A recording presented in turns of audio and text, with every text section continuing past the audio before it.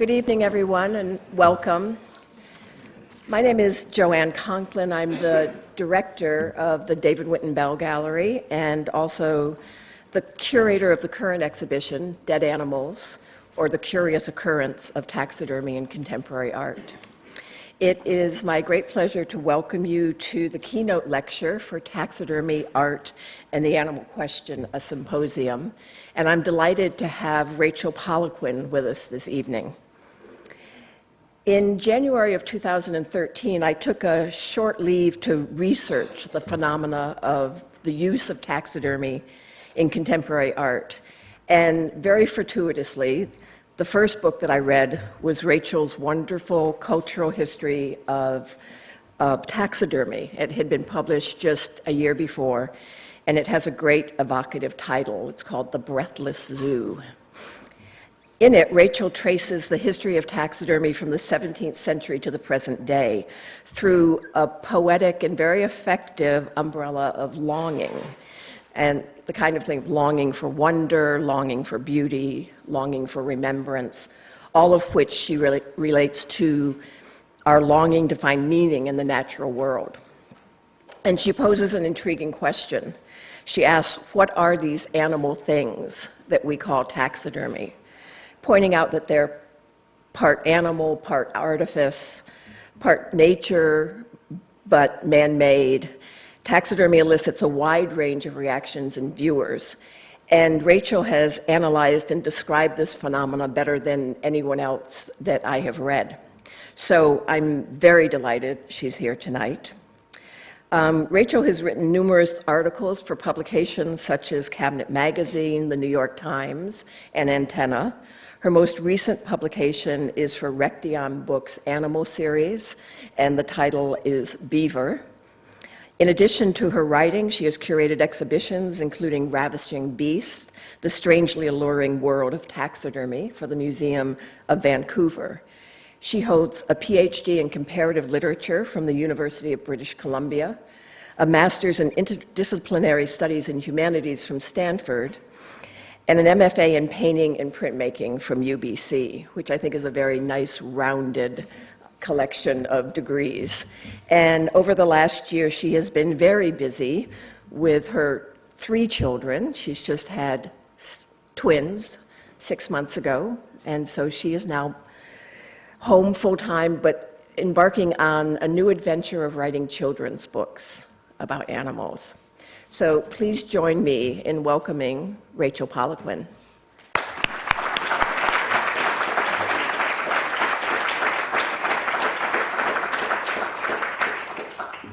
Thank you very much for that very nice introduction. I'm very pleased to be with you all here tonight and to be talking in conjunction with such an amazing art exhibit. My talk today, because I know that some of you live and breathe animal art, and some of you, this might be your first introduction to it. I really view this as a bit of an introduction to how to go about thinking about taxidermy and to really focus on the oddness and poetry of the art. So I'm going to start today. Oops. Is that right? I'm going to start in one of the most iconic venues for taxidermy, perhaps in the world, which are the dioramas of African mammals, the Akeley Hall at the American Museum of Natural History. And here are the greater kudus. I'm sure many of you have been to the African Hall. I'm sure many of you have perhaps stood in front of this very diorama. And if you have, you'll know it's a mesmerizing encounter. What is offered to you into this hushed, darkened temple of nature is a vision into an immaculate, far-off world. The diorama is meant to offer a window into nature, presenting these exotic creatures as if they were still living, but only momentarily stilled. That is the driving fantasy of the diorama, is its overt, perfect naturalism, its untouched beauty, a perfectly captured moment, and most importantly, as if free from any human manipulation, as if these animals just spontaneously appeared. And it's a really powerful fantasy that creates a powerful encounter. So powerful, in fact, that visitors are taking pictures. And if you look really closely at the guy's viewfinder on the left, you can see that he has cropped out the diorama's frame, so that his picture probably looked something very much like this. In other words, by cropping out the frame of the diorama, his picture is almost indistinguishable from a National Geographic photograph of living nature. Perhaps the animals are a little too in focus. Perhaps the composition is a little too perfect. But if you really squint your eyes, it could be a photograph of living, lively nature, and not dead skins artificially posed behind glass. And if I go back to the first slide, this comparison between taxidermy and photography in some ways brings out a few of the things I'm going to talk about today, which are that taxidermy, like photography, is a technology for making nature visible. It is a way of framing animals in order to make certain things seeable or more prominent in order to focus the gaze. And in that we will see as certainly taxidermy's heritage.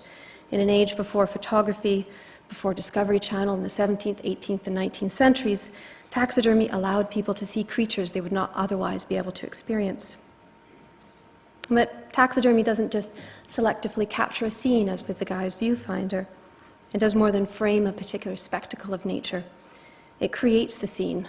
It meticulously crafts it.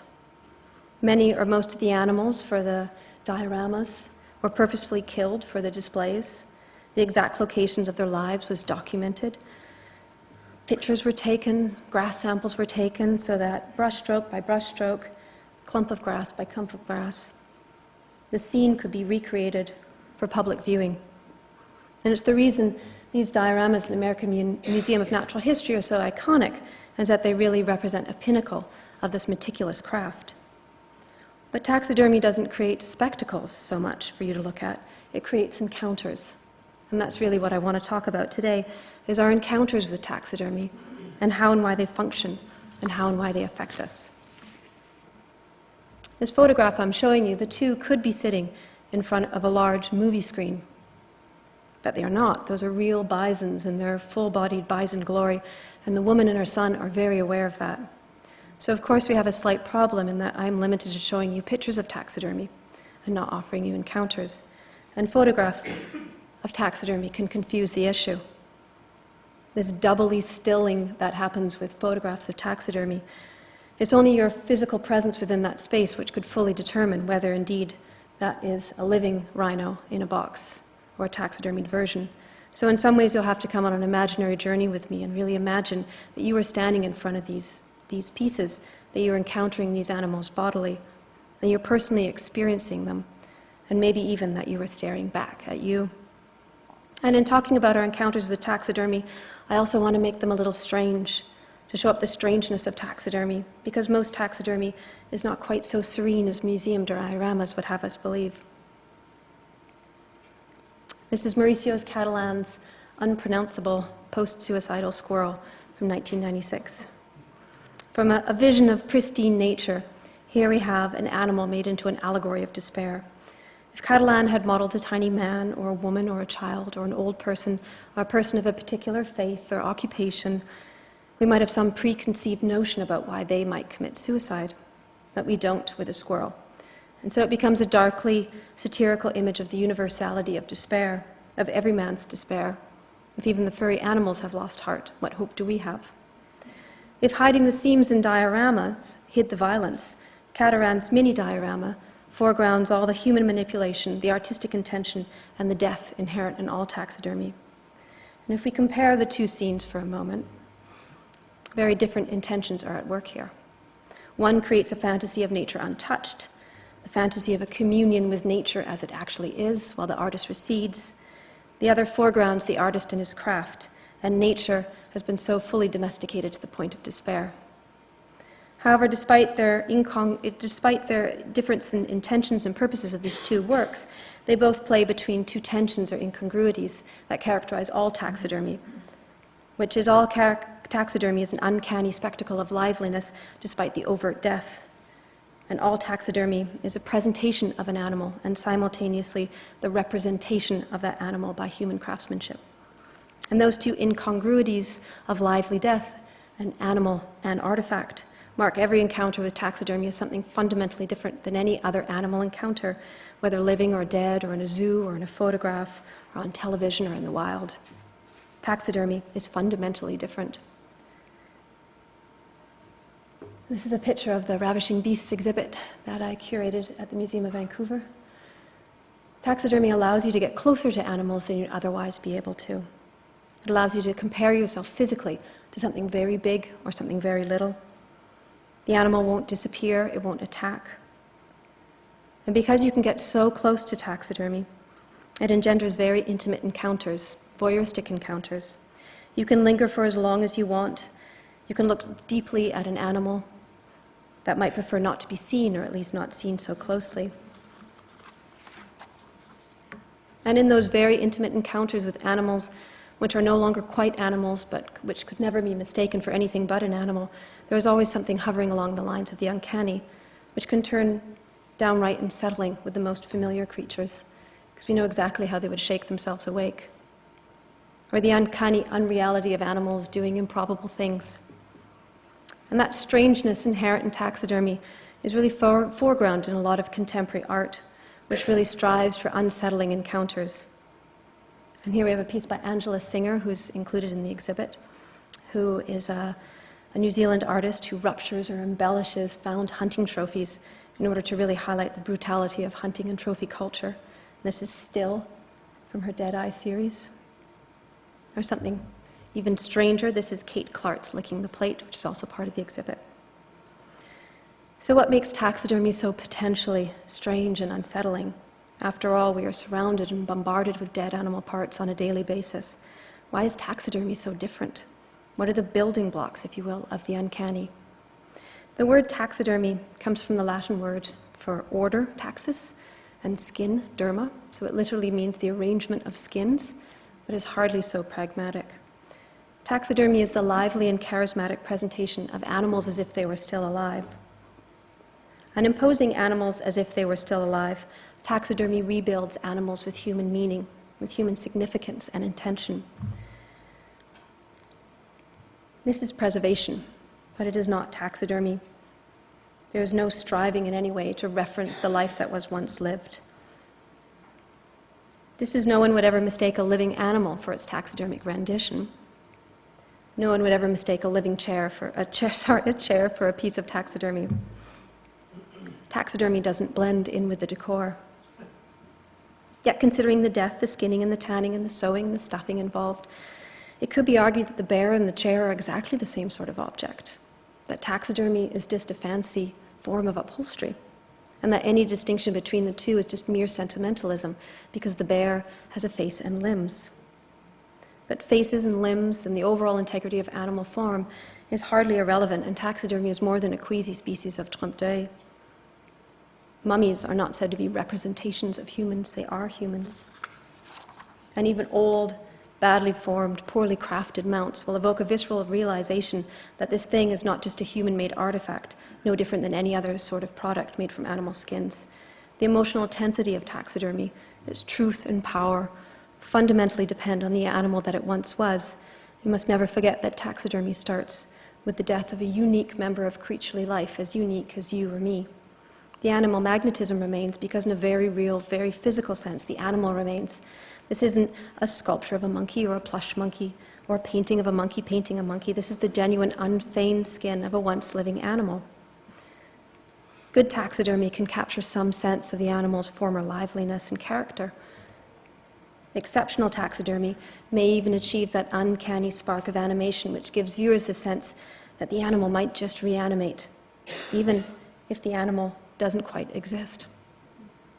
This is one of Thomas Grunfeld's mythological beasts from his Misfit series. Because they don't actually exist, they make clear some of the points that I've been making so far. That despite the fact that these are dead skins, they exude a plausible, charismatic liveliness. They could have appeared jerry-rigged together, but yet the implausibility of the creature actually coalesces into a believable organism with an internal harmony that looks like it might just get up and walk away. Strangeness, in some ways, is actually built into this new animal. There's an uneasy hovering between what the eye sees to be alive and what the brain knows cannot possibly be alive, which is to say the animal has now been blurred with human desire and artistic intention. Taxidermy is always more than the sum of its parts. And perhaps it isn't altogether surprising that taxidermy originated as a means to preserve things like this and to preserve encounters like this. In other words, from its beginnings, taxidermy is a means to preserve wonders of the nature, or at least the parts of nature humans perceive to be the most wondrous. It originated in a post-Columbus era when Europeans explorers and adventurers traveled out to the farthest reaches of the known world and encountered totally unknown birds and beasts. And when they discovered something amazingly new, they could make a drawing of it, they could perhaps describe it in words, but without actually bringing that animal home, they had no way to prove that they had actually seen this creature. Animals often didn't survive the months-long journey on board boat, but with taxidermy, they could preserve their bodies. Early collectors amassed their wondrous things into these chaotic accumulations known as cabinets of curiosity. And they were experiential worlds. You stepped into this room and you were surrounded by all things that defied all expectations. They were immersive encounters into the wondrous. And if you look closely at what sort of things have actually been collected, you can see there's some birds. There's, here, hold on. There we go. There's a two-headed dog. There's a lizard with a couple bodies. There are a few birds, and there's a walrus. But most of the things that you see in here are sort of crusty things. There's a lot of shells. There's fish. There's a huge crocodile on the roof. In other words, things that were easy to dehydrate. And the truth is, most early taxidermy was actually pretty much just mummification or a desiccated form of the animal. Most early taxidermy was extremely bad. And until the middle of the 19th century, it was really just a hideous caricature of the animal that once was. So the ocelot on the left was prepared in 1818, and the one on the right was from 1934, I think. The 1818 ocelot, the taxidermist had never seen a living creature. And the one on the left, he'd modeled it on pictures and photographs and visits to a zoo with the living animal. And of course, this animal is now, the ocelot on the left, isn't 200 years old at this point, and time is never kind to skin, whether living or dead. And he probably did not look that bad at the beginning.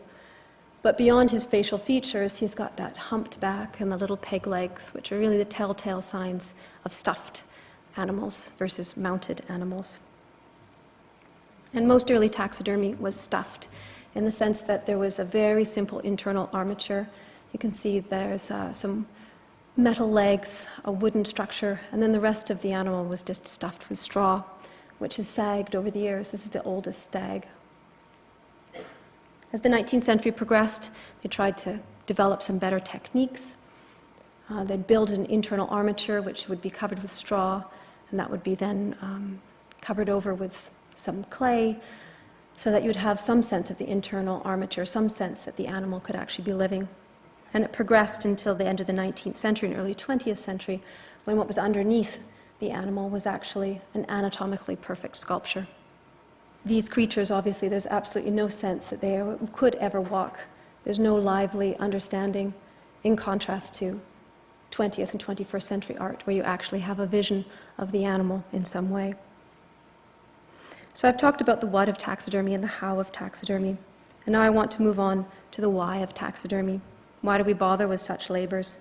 Taxidermy is not like snapping a picture of nature. It requires enormous labor and effort and expense and expertise. Why do we want to immortalize these animals? What sort of stories are we telling ourselves? What sort of meaning can we possibly attract from dead animal skins, particularly skins from previous centuries? The truth of the matter is dead skins speak volumes, not so much about themselves, but about the humans who covet them. And in that, taxidermy is a particularly potent cultural document. So I'm going to tell a few taxidermy stories, some old, some new, about why we continue to want to see taxidermy. Here's a Victorian case of hummingbirds. Its provenance is a bit unknown, but it's believed to be Williams Bullock's from 1818, I believe. And in many ways, this cabinet epitomizes the Victorians' relationship with nature. The Victorians loved nature to death, quite literally. And it's not a contradiction in terms to say they killed nature's most beautiful parts in order to admire them longer. Taxidermy really came into its own in the Victorian era. It provided the perfect matrix of their extensive travel, their love of nature, and the discovery of arsenic as a means to protect collections from the ever-hungry insect. Nature was beauty, and to study and learn from the natural world was an exercise in moral purity.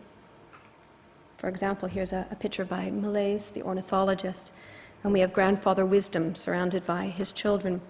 And there's an almost Christ-like intensity to the middle child. His hat has almost become a halo. Nature was morally and spiritually uplifting. And in particular, the Victorians were absolutely besotted with hummingbirds, which they viewed as the epitome of dainty beauty. And what they particularly admired was the birds' jewel-like colors, the way they flitted and flirted and moved in ever-perpetual motion from scarlets and emeralds and turquoises. The movement of the birds brought their beauty to life. The problem with hummingbirds is that they are a North American species and that they never survived the transatlantic journey, which means without taxidermy, the Victorians wouldn't have seen the hummingbird at all. But with taxidermy, all they saw was a mummified relic of a bird which epitomized liveliness. To capture and preserve the animal's beauty, they necessarily had to destroy it, which is, of course, a dark paradox that runs through most taxidermy, through most of its history. They killed animals in order to admire them longer. And standing in front of the case today, because it still exists, what do you see? Seeing a Victorian hummingbird 200 years after the fact is to encounter another era's impossible longing to capture animal beauty with the only technology they had available. They didn't have color photography or moving pictures, and particularly not moving color pictures. It is also to encounter another era's relationship with nature that doesn't resonate ethically or aesthetically anymore. There's a childlike, destructive exuberance here, a willful pleasures in excess. The Victorians, though, didn't see the death, or at least the death didn't mar their enthusiasm for such things. This encounter was meant to overwhelm the senses with hummingbird. It was meant to be an immersion in the bird, like an IMAX theater. In contrast to the dainty beauty of hummingbirds, here we have a very different sort of spectacle, which is essentially a piece of colonial propaganda. This is Jules Verreaux's Arab courier attacked by lions, which won first prize at an international exhibition, which was so popular towards the end of the 19th century, when the world quite literally came on view and colonial empires jostled for who had the more impressive displays. Here we have a camel and his rider being attacked by two lions. The rider has killed one lion and is uncertain of what is going to happen next. And the significance of the scene is not just what is apparent to the eye. Like most art, it requires some deciphering because there's a great deal of myth-making going on here. By the 19th century, most Western countries had mostly killed off their wild and savage beasts. Nobody was at risk of being eaten by a lion or by anything in London or Paris. And so the innate ferocity of the lions was really understood to capture the wild, romantic dangers of a colonial frontier. The taxidermied beasts posed in vicious combat didn't merely represent those tantalizing dangers, they literally embodied them. Animals are particularly good at propaganda because animals are animals. This isn't a painting of a lion, it is an actual lion. And that literalism in some way hides or obfuscates the myth-making at work. And the myth goes something like this. Of course lions are vicious. Of course, such vicious animals inhabit a wild and barbarous landscape. Of course, such a wild and barbarous landscape is inhabited by barbarous people. Of course, such people need colonial management. The skins were powerful propaganda because they eliminated the divide between truth and fiction, between artifice and animal. You only need look to believe. However, lions do attack and kill humans and camels. Animal violence is just a part of their nature as peaceful moments like this. Is this scene more truthful to lions than Verreaux's spectacle? What is a lion's typical pose? What is a human's typical pose, for that matter? An animal skin is just an animal skin without any innate human meaning, and it can be made to speak any particular truth or message. This vision is far more demure, but it also speaks a very clear and precise mythology. It was meant to instill an appreciation for pristine nature on the edge of existence, to encourage an ecological awareness, to tantalize viewers with the possibility of a communion, and to put one's faith in Western conservation's ability to preserve another continent's animals. This message may resonate with us in the 21st century more than the barbarous lions, but it still underscores the fact that animals are incredibly silent and persuasive educators. In encountering taxidermy, you always have to ask yourself, who is this particular spectacle being made for? What story am I meant to understand? And it's not until you encounter something like this that completely breaks the fantasy, that completely ruptures the whole notion of taxidermy, that makes the human craftsmanship and manipulation so blatant that the fantasy of liveliness is broken. Do you realize how much myth-making is work in taxidermy? This cannot possibly initiate an emotional engagement because you can hardly see the animal behind the bad craftsmanship. But of course, taxidermy is not just a cultural document. The entire magnetism and meaning of the piece rests on the animal itself, and nowhere is that more clear than with the Tsavo Lions. Perhaps you already know the story of the Tsavo Lions from the 1996 film Ghost in the Darkness, starring Val Kilmer and Michael Douglas. The movie was based on a series of very real, very deadly attacks during the building of a Kenya-Uganda railway in 1898. Over 9 months, these 2 lions killed at least 35 railway workers before being shot by a bridge engineer who made them into floor rugs. 2 decades later, in 1927, the Field Museum purchased the rugs. But the way that the animals had been skinned for rugs, not taxidermy, the bullet holes and the general wear and tear, meant that when they were taxidermied, they were far smaller in death than they were in life. They're shrunken and playfully posed. These creatures are obviously human-made. But considering that the lions fed on a diet of human flesh for 9 months, the skins are filled with human DNA. In fact, they did DNA tests on them, which is how they got to the 35 humans that were eaten. No one would be interested in plastic mannequins of these lions or in taxidermy made from the skins of other lions. The genuine skins are required. Oops, too far. You may have noticed that I've been going back and forth between focusing on taxidermy as an animal and taxidermy as a crafted object, and from which source it ultimately gets its power. But the truth is you cannot pull them apart. There's no separating the animal from the object. It is both and neither at the same time. And the problem is there's nothing else like taxidermy. And so there's no traditional aesthetic vocabulary in which to talk about them, or talk about this unholy mixing. The animal liveliness is a product of human craft, but the existence of that crafted object is completely dependent on the genuineness of the animal. The reasoning is circular and leaves viewers on unsteady ground. And this ambiguity or confusion is what makes taxidermy so unsettled and unsettling. It's what gives it its uncanny power.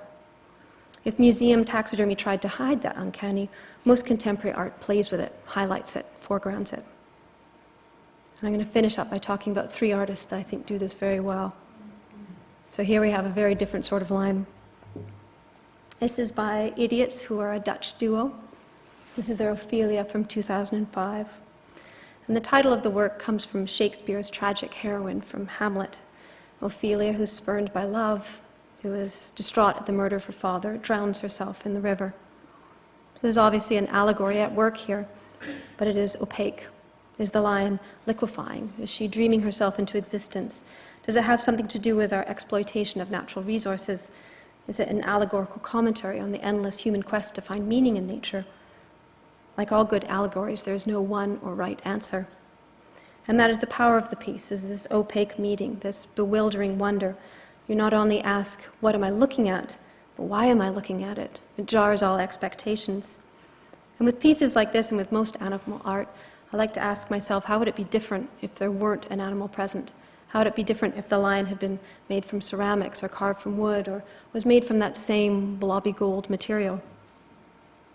It would still have a strange, dreamy sensation, I think, but it wouldn't have that surrealist kick, that psychological jar without the potent physical presence of a half-lioness, a genuine, unfeigned, dead creature which has been seamlessly presented. It is because, and not despite, this raw animal presence that reason and reality seem to quaver. But there is something else going on here, which brings me to 2 things which I've touched on, but I haven't really talked about, which in some ways are the 2 opposing poles of taxidermy. They're the beginning points of all taxidermy, which are beauty and death. A large part of the power of this piece is because the lion is beautiful. I know beauty can seem like a dirty word in some circles, but it is true. I don't think taxidermy would exist at all if animals weren't beautiful. And I mean all animals, even warthogs. I mean the intricate perfection of their lives, of their bodies, the sensuous feel of their fur, their shapes, their colors, the curves of their wings. And taxidermy artists have the glorious benefit of working with materials that are already utterly beguiling. We don't feel compelled to look at paint or sculpture as much as we are biologically compelled to look at animals. The animal beauty is utterly seductive, and I think it can be dangerous to a lot of art because it can veer works into the realm of the fetish. And of course, there's nothing wrong with fetishizing animal beauty, but it can make you forget what is actually in front of you and what you're actually looking at. And what you're actually looking at is a dead animal. But this is not just a dead animal. This isn't just a half lioness, but it's a dead skin. It is an animal in which its skin has been peeled off. Its eyeballs have removed, its bones have been broken, its nails have been cut out. This is a gory bodily art. And there's no point talking euphemistically about it. The potent beauty of the animal is completely dependent on the butchery which has been done. And all animals in contemporary art, I should say here, were not killed for these purposes. They are all found. But even though they were already dead, even though their deaths came about perhaps naturally in the case of a deceased pet, the animal has been physically torn apart, and it has been physically remade by a human with a particular intention and purpose. At its heart, taxidermy is always about death, or the absence of life. And displaying death in a gallery space, in my opinion, necessarily has to talk about violence, brutality, and sacrifice. And I think an artist who does that amazingly well is Angela Singer. She's a British artist who lives in New Zealand. And her art involves a process which she calls de-taxidermy, in which she takes found or donated hunting trophies and she deconstructs them, takes them apart, embellishes them in certain ways in order to accentuate the death. And still, the piece on the left, the name comes from the fact that it was a stillborn deer found inside a deer that had been killed by a hunter. And so she's given it huge, large Bambi eyes, and she's embellished it with flowers, and it becomes almost a funeral memorial for a Bambi. But despite all the beauty, all you can see is the death. And Sore is perhaps a more horrific piece. It's the first piece that I came upon of hers. And hunting trophies, I haven't talked about hunting trophies at all tonight, but they're a very different sort of object. To see a hunting trophy is to know that an animal has been hunted down, it has been killed, his head has been severed so that it can be mounted on a wall. And what is even stranger about a hunting trophy is they're always endowed with this calm, placid acceptance, as if the animal acknowledged that a fair fight had been fought and that the better man won. And so Singer has taken this trophy that came to her. She tore off its skin, she removed its antlers, and she drenched it in with red wax, which came from the story of the hunter who donated the trophy. He said when he sawed off the antlers of the animal after he'd killed it, a huge gush of blood had drenched him and the stag. Nothing of the animal, oddly, remains in this piece. It no longer has any skin, the antlers have removed. Underneath that is just the fiberglass mold. There's no animal here, but yet there's some ghostly hover of the animal that once was, some aura or trace of its existence which continues to haunt. Here's another piece of Angela Singer's, Spurt, which is also in the exhibition. And here I believe she has severed the head. And the broken angularity of the body just speaks to the anguish of the animal. And from its neck, these great gobs of pink bubblegum, sort of comic book viscera is coming out. And the fact that she, of all people, an animal rights activist, has brutalized these trophies is jarring. I find it very queasy-making, which of course is precisely her point. How much more violent was the initial act when the animal was still alive? These are the sorts of works that once seen, they cannot be easily forgotten. And like all good art, the best animal art challenges how we exist in the world. It makes us question our relationship with all creaturely life and to challenge what we think we know. And lastly, I'm going to come to the piece of art that I find most powerful. This is Iris Schieferston's Life Could Be So Nice from 2001. And I think, like most successful animal art, it's very difficult to talk about. So I'll begin with what is apparent. Here we have 4 little animals, which are composed from the parts of other animals. And these parts have all been collected. They're all roadkill or fetal pigs. They're waste creatures, creatures that were otherwise just going to be thrown away. And she's put them together into these almost ritualistic poses. But Thomas Grunfeld's creatures actually coalesced into an organic whole that had an internal harmony that looked like it could actually live in this world. These creatures purposefully don't. These are not meant to be in a lived world. They're floating in a white box, locked on an alternate plane of existence. And if you look closely, they actually spell out letters. And the little deer's head on the chicken's body spells out an L. The duck is an I. The fish kicking out a little, I think it's a fetal pig foot, is an F. and the cat is an E, and it actually spells out life from the title of the work. And there are 5 pieces, which are life can be so nice. And the work comes from the title of a Prince's song, Life Can Be So Nice, and his lyrics are unambiguously blissful. Kisses never lie when delivered with milk from your lips. Morning glories never cry. My love for you, baby, drips. Life can be so nice. It's a wonderful world, sweet paradise. Kiss me once, kiss me twice. Life can be so nice, so nice. And when transmuted into animal flesh, the lyrics become bittersweet. They're filled with a sort of searing reality, a haunting enigmatic truth which can't quite be accessed. They look like letters from an illuminated manuscript. And they wouldn't be the same with real animals. The fact that they are waste animals, the fact that there's been transmuted to this alternate plane of meaning, has this sort of empathetic crafting to them.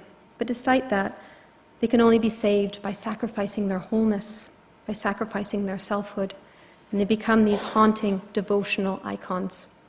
They exude a sense of uneasiness, a sense of queasiness, a sense of wrongness. They become hieroglyphics you can't quite decipher when making animals spell out human longing.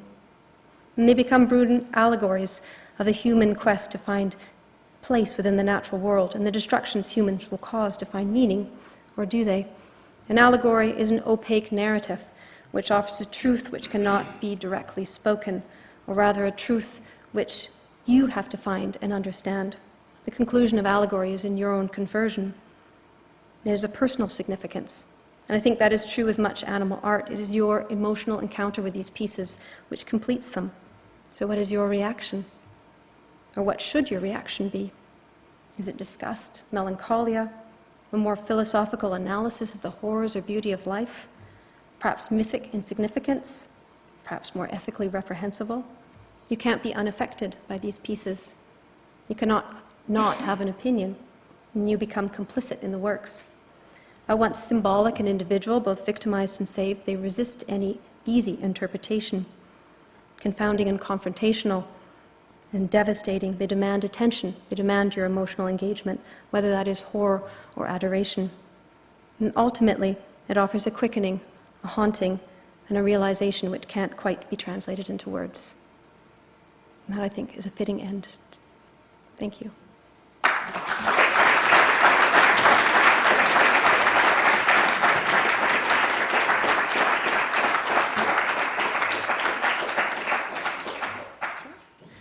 Thank you so much, Rachel, for such a wonderful and engaging introduction to taxidermy and art. And my question for you is somewhat pedantic, because I'm an academic. So I'm thinking in part of what you've just said towards the end of your talk about how allegory is a very personal thing, and your response has to do with that. But on the other hand, I think I'm remembering from your book, there is a moment where you're citing someone who is a curator and a collector and someone who's very enthusiastic about these contemporary repurposings of art. And she says something to the effect of taxidermy's power is that it has a story. So I'm curious about that tension between the story that a taxidermy carries and this allegorical or framework that you bring to it as a viewer, and how that tension is negotiated. I think you're talking about Morgan Mavis and her contemporary, I can't remember the name, the contemporary zoological collection. She's a Toronto collector who takes in sad and unwanted pieces of taxidermy which are donated to her.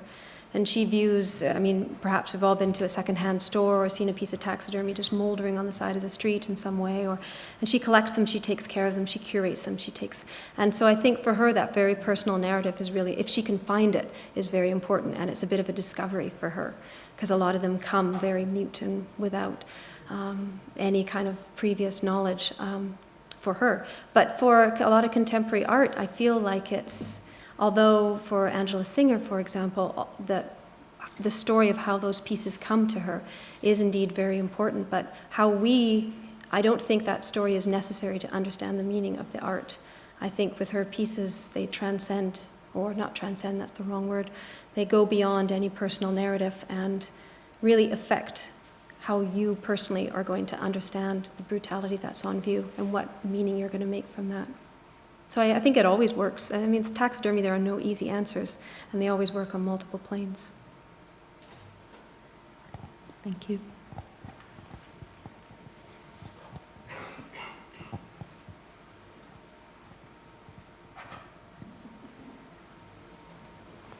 I think I can probably be heard. I just wondered if your involvement in this subject has affected your opinions about the use of taxidermy in art. Fundamentally, I began this project from a natural history perspective. I was interested, I began the whole project actually in some old English museums with taxidermy, where these animals are 200 years old, they're cracked, they're broken, and they just become such strange documents of nature where they were, as I say, they're old, outdated technology. And that's where I began, and I had no idea that the whole contemporary art world existed. And so I sort of happened upon it. And I find it very, very challenging. And I thought I knew exactly how I felt about all of these subjects. I grew up on a farm where we raised meat and we ate our meat that we'd raised. I thought I knew where I fit in ethically into this animal world, and I find I don't anymore, and I find it provocative, which is of course what it's meant to do, and I'm not sure. Well, I have a website, or I had a website, where people actually wrote to me so often with such horrific stories that I actually had to close down my website, in part because I didn't want to be associated with the narratives that were being propagated. And I know a lot of animal artists receive a lot of death threats, in fact, for the type of art that they produce, even if they are from the perspective of an animal rights ethics. A lot of people don't quite understand what is going on or why they are doing what they are doing. And I think a prime example of that is an artist called Tinkerbell, whose cat died of natural causes, and she is very interested in how the speciation of, or how we prefer certain species over other species. Why it's okay to have a handbag made out of a cow, but it's not okay to have a handbag made out of a cat. And so when her own cat died, she made it into a handbag and exhibited it as an art piece, for which she got an enormous amount of hate mail, and she turned it into an actually fascinating project, which is its own story. But I do find the taxidermy art is extremely, I'll just leave it as extremely challenging, yeah. Any more questions? Well, thank you again, Thank you. Rachel. And there are drinks and a few goodies outside, and we can all have a chat there. Thanks.